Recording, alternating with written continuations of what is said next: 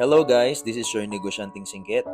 Today may namit ako na isang mani vendor, nakakababa lang ng bus, and because we have free orientation dito sa Burger King A. Rodriguez, na-touch ang aking life because of this person.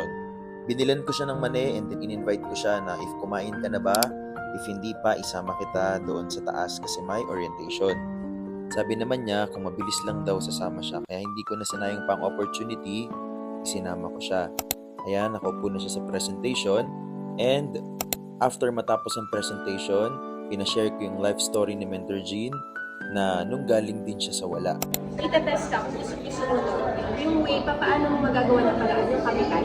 Yun yung first step diba? Pero pag nagawan mo yun, andun ka na sa second step, sa pag-asenso. And at the same time, nalaman namin na siya pala ay isang dating construction worker. And nakarelate siya kasi meron din kaming kasama na construction worker. So, natouch ako dahil gustong-gusto niyang gawin yung business. Pero dahil wala siyang way para makastart, nagkaroon kami ng kasunduan na unti-unti niyang babayaran yung membership fee hanggang sa ma-full niya. Ayan, hello guys, nandito tayo ngayon sa aming lobby. So sinama ko na si Loren. So interview natin siya. Ba't niya nagustuhan yung business and ano yung background niya? Sige. Hello po, ako si Loren.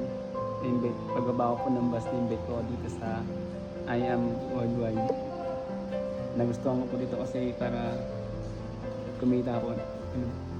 Ayan, so ano yung background ni Loren? Sa pong vendas na amigo. Ayan, so nagbibenta po siya ng mani and then since mahilig ako sa mani, bumili tayo ng mani and ngayon tutulungan natin siya para makastart siya ng kanyang online business. Okay? So see you Loren and i-work out natin to ha. Sige, God bless and see you. Thank you po.